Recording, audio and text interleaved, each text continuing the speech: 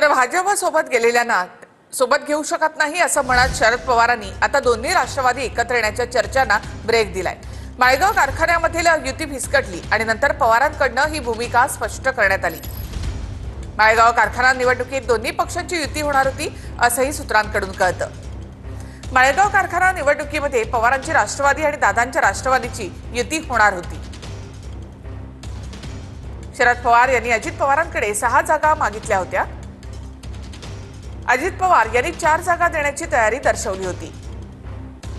ऐनवेळी चर्चा फिसकटली। दादांनी शेवटच्या दिवशी सर्व उमेदवारांची घोषणा करत पॅनलच जाहीर केलं।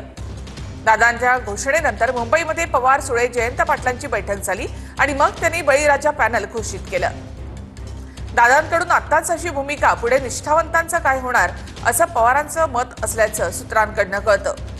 भाजपबरोबर गेलेल्यांना सोबत घेऊ शकत नाही अशी भूमिका त्यानंतर कालच शरद पवार यांनी जाहीर केली आहे। माळेगाव कारखाना निवडणुकीच्या अनुभवावरून पवारांनी काल भूमिका जाहीर केली आहे।